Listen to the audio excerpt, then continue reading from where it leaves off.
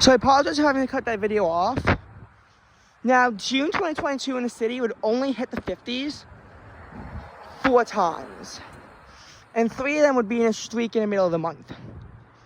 But did notable weather occur before that? Absolutely yes. However, it ultimately wasn't that plentiful. There weren't that many notable days worth of weather in the city in the earlier part of the month, unfortunately. But on June 17th, things did spice up when temperatures hit 88 degrees. However, the cold front wound up coming down, which pushed temperatures to drop all of June 18th. By June 19th, LaGuardia tied a record low, but no other metro site did. The high was only 73 and the low was 54, which made it the coldest Father's Day in the city since 1958.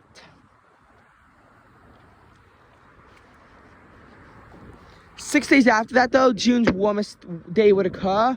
June's only day in the 90s would occur, but we have to first get through a little bit of other stuff, because on June 22nd, due to drizzly conditions throughout the day, the low was 62 and the high was 67.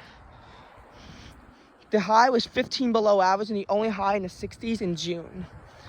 And then 3 days later, we actually saw the highest temperature in June of 90, and the high of 89 was the next day on Gay Pride Sunday, when the Pride Parade happens in the city, and the low was 74. So the only low of the 70s in June.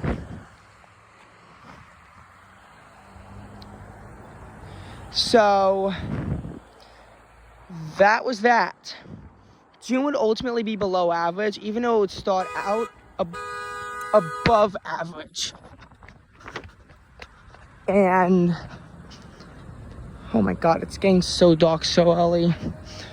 And that is what happened with June's weather. There wasn't really anything else more to say about it, except that June 28th had a high of like 78, 79. Not that notable, except that the next time the high would be below 80 was when the high was 77 on August 1st. That's right, every day in July had a high above 80. And July kicked off with the first 3 days having lows of 73. The highs, however, varied from 91 to 87 to 88. The coldest temperature of the month occurred on 4th of July day, when the high was when the low was 65. The high was 85, but low humidity make it only feel like 82.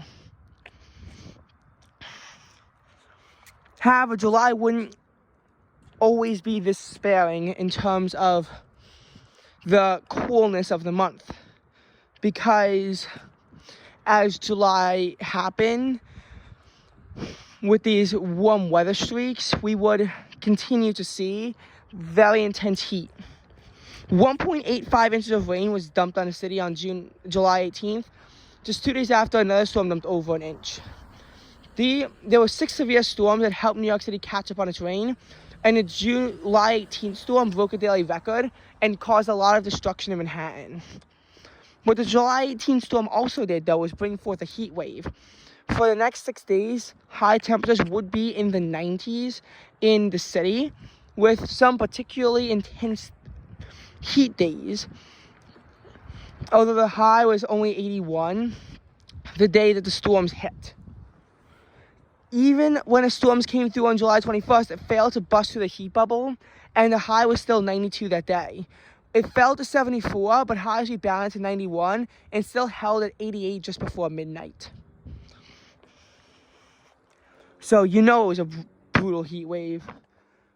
New York City wound up ultimately seeing like 95 degrees at the end of the heat wave, but the high was only 86 when the heat wave finally ended on July 25th, and temperatures became more seasonable.